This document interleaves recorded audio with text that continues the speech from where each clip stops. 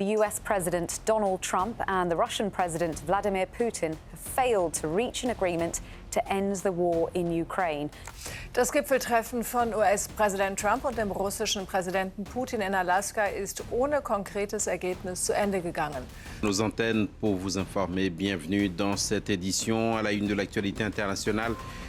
Свои оценки прошедшей встречи с президентом России уже дал Дональд Трамп. Угоди про перемир'я немає, але і сам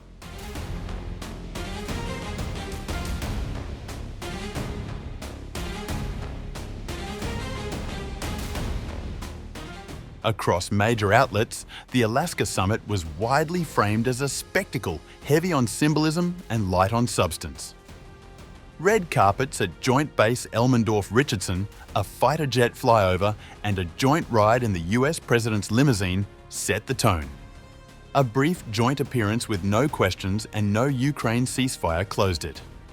Both leaders called the talks productive, with Donald Trump describing them as warm and suggesting the sides were pretty close, even as Vladimir Putin's references to addressing the root causes signalled no shift from long-standing Kremlin demands.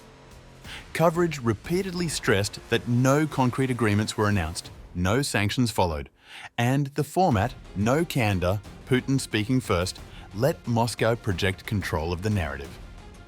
Analysts highlighted a striking pivot. After months of touting an immediate ceasefire, Trump publicly embraced a peace agreement-first approach, raising concerns that sequencing could sideline Kyiv while rewarding optics over outcomes. Political reaction in the US split along familiar lines. Republican praise of engagement versus Democratic warnings of a PR win for the Kremlin and a missed chance for leverage, while European commentary flagged worries about NATO cohesion and Ukraine's centrality to any future framework. Well, thank you very much, Mr. President. That was very profound, and I will say that I believe we had a very productive meeting. There were many, many points that we agreed on, most of them, I would say, a couple of big ones that we haven't quite gotten there, but we've made some headway. So there's no deal until there's a deal. I will call up NATO in a little while. I will call up the various people that I think are appropriate. During my last contacts with the previous U.S. administration, I tried to convince my former American counterpart that we should not escalate the situation to the point where it could lead to serious consequences, such as military actions. I said outright that this would be a big mistake, and today we hear President Trump say that if he had been president, there would have been no war. I think that would indeed have been the case. I can confirm this, because on the whole, President Trump and I have established a very good working relationship based on trust. And I have every reason to believe that if we follow this path, we can reach a resolution to the conflict in Ukraine, and the sooner the better. Thank you for your attention.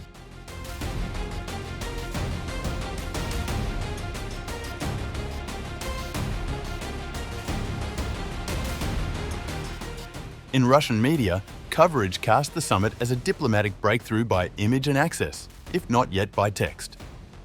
Putin appeared on US soil for the first time in years, greeted with a red carpet and military honours, then speaking first at the joint appearance. Commentators leaned into the optics to claim that Western talk of Russia's isolation had collapsed at the runway, celebrating the symbolism of parity and the absence of new sanctions. Maria Zakharova derided Western reactions as hysterical, arguing the welcome itself proved Moscow's restored standing. Analysts such as Dmitry Suslov framed the meeting as historic, giving fresh impetus to normalization across Ukraine, arms control and economic ties, reading Trump's immediate outreach to Volodymyr Zelensky and European leaders as evidence that final peace settlement conditions, not a preconditioned ceasefire, were under active discussion. The narrative emphasized Putin as the patient peacemaker, managing a divided West and a Washington newly receptive to Moscow's sequencing, hammering out a comprehensive agreement before halting the fighting. For 3 years, they spoke of Russia's isolation, and today they saw a red carpet rolled out to meet the Russian president in the U.S.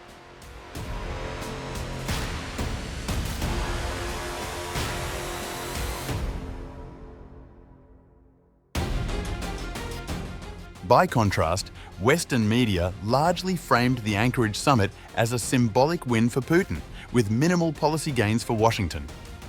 Reports highlighted the absence of major agreements or a ceasefire on Ukraine, noting that both leaders offered only vague assurances without specifics, despite Trump's prior insistence he would push for progress. Analysts emphasized the optics and body language, the ceremonial red carpet welcome, motorcade, and staged photo opportunities, with Trump allowing Putin to speak first, appearing deferential and subdued compared with a confident Russian president. The press conference, conducted without questions, drew sharp criticism for enabling Putin to control the narrative unchallenged, a highly unusual arrangement for a summit of this profile. Reaction in the United States was divided. Many Republicans welcomed a thaw in relations, while Democrats and European commentators argued Trump had been outmaneuvered, allowing Moscow to break from isolation without making concessions. European outlets further warned that Kyiv's interests could be sidelined if Washington and Moscow push for a comprehensive deal first, stressing NATO's centrality in any security guarantees and enforcement. Typical headlines reflected this split. A big win for Putin? No deal at Trump-Putin meeting. Overall, the tone was skeptical. Symbolic warmth, scant deliverables, and a geopolitical recalibration strengthening Putin while leaving Western strategy and Ukraine's leverage uncertain.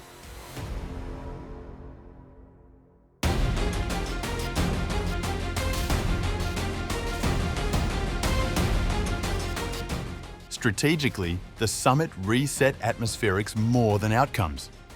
On optics, Moscow secured a clear dividend.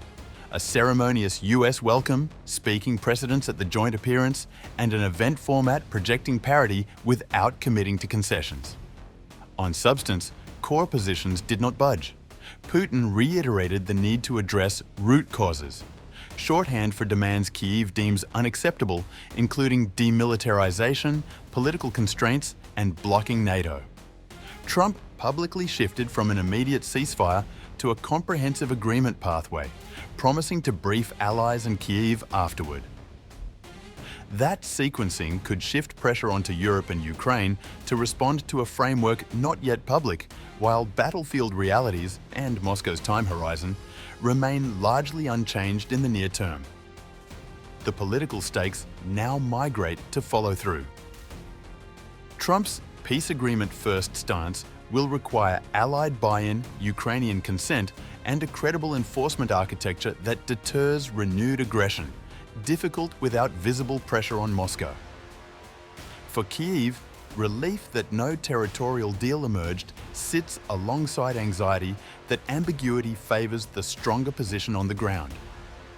For Europe, the task is to remain central, shaping terms, not rubber-stamping them, ensuring any framework aligns with NATO security and Ukraine's sovereignty.